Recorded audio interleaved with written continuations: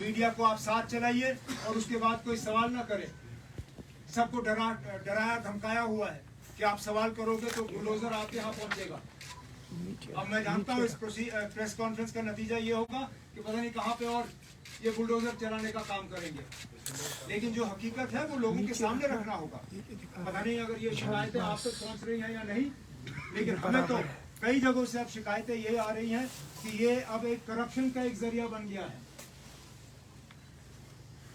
कहीं grass root level पे अफसर जो है अब इस चीज को, अब क्योंकि लिस्ट कहीं पब्लिक डोमेन में है नहीं, तो अब टेलीफोन के जरिए लोगों को कहा जा रहा है आपका नाम लिस्ट में है, आप ऐसा करो कनाल एक कनाल के लिए 1.5 लाख रुपए दे दो, हम आपका नाम जो है लिस्ट से निकालेंगे, आपको कोई छेड़ेगा नहीं।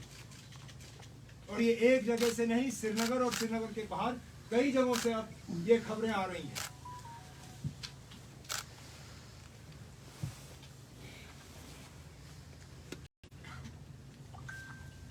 और जैसे मैंने आपसे कहा, किसी को पता नहीं कि असलियत क्या है, हकीकत क्या है और प्रोसीजर क्या है।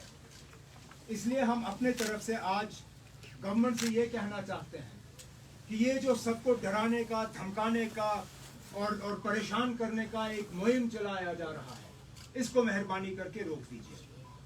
हम में से कोई इस हक में नहीं है कि किसी का भी गैर कानूनी तौर सरकारी जमीन पर कब्जा होना चाहिए। हमारा ये मकसद नहीं है ये प्रेस कॉन्फ्रेंस करने का कि जहाँ पे लोगों ने कब्जा किया हो उनको वो कब्जा करने की खुली छूट दी जाए, लेकिन रोकने का भी एक तरीका होता है, डराने धमकाने से नहीं। बुलडोजर जो है आपका पहला कदम नहीं होना चाहिए, बुलडोजर आपका आखिरी कदम होना चाहिए। इसलिए हम हुकूमत से आज कहना चाहते हैं कि फिलहाल ये बुलडोजर भेजने का आप सिलसिला रोक दीजिए। आप एक काम करिए, आपने अभी तक तो पिछले ही सैटरडे को आपने हाई कोर्ट में कहा कि अभी तक फिलहाल जो लिस्टें पब्लिक डोमेन में आई हैं वो फॉर्ज हैं, वो फॉर्जरी हैं, वो गलत हैं। तो हम आपसे कहना चाहते हैं ये जो आप अभी तक डेमोलिशन कर रहे हो वो किस लिस्ट के बुनियाद पर कर रहे हैं?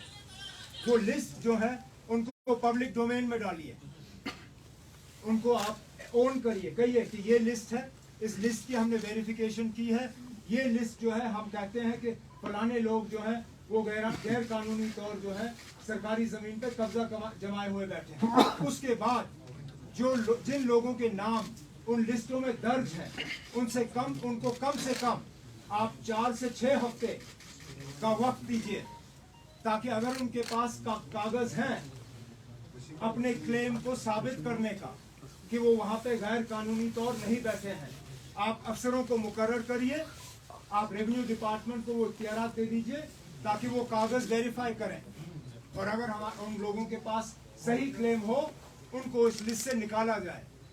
जिन लोगों के पास अपनी वो कब्जे की जमीन के कागज नहीं है या वो क्लेम नहीं कर सकते हैं, उसके बाद ये सारा प्रोसेस करने के बाद आप नए सिरे से उनको नोटिस निकालिए और उनसे कहिए कि ये तमाम तहकीकात करने के बाद आप इस फलाने जमीन के प्लॉट पे जो है गैर कानूनी तौर बैठे हैं। फिर आखिरी में आप बुलडोजर भेजिए, कोई आपको नहीं रोकेगा। लेकिन जैसे मैंने आपसे कहा, ये जो तमाशा किया जा रहा है, लोगों को परेशान किया जा रहा है, लोगों की परेशानी को देखते हुए आज कई लोग खुश हैं। बड़े बड़े डाकू जिन्होंने यहाँ चोरियां की हैं, आज वो सोशल मीडिया पे ऐश कर रहे हैं बाकी लोगों की परेशानी देखते हुए। यहाँ हीरो बने हुए लोगों की मुसीबत और मुश्किलात को देखते हुए, ये सही बात नहीं है। आज कोई जम्मू कश्मीर में ऐसा नहीं है जो इस सिलसिले को देख के परेशान नहीं है।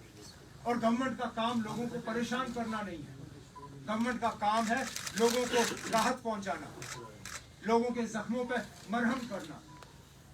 मैं फिर ये दोहराना चाहता हूँ कि हम गैर कानूनी तौर सरकारी जमीन के कब्जे के हक में नहीं है, लेकिन बुलडोजर इस चीज का इलाज नहीं है। हमने जो प्रोसीजर यहाँ पे सजेस्ट किया है, मैं उम्मीद करता हूँ कि गवर्नमेंट हमारी बात पर गौर करे और इसको फिर इम्प्लीमेंट करे। इसमें हम जरूर गवर्नमेंट की मदद करेंगे, क्यों नहीं।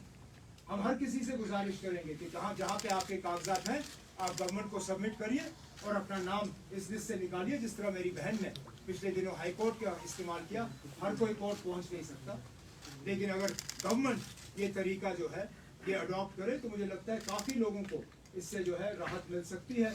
और एक स्कीम जैसी बाकी जगहों पे हमने दिल्ली में भी देखा, जहाँ पे पूरी कॉलोनियाँ जो है वो रेगुलराइज की गई, यहाँ पे भी एक ऐसा स्कीम होना चाहिए जिसके तहत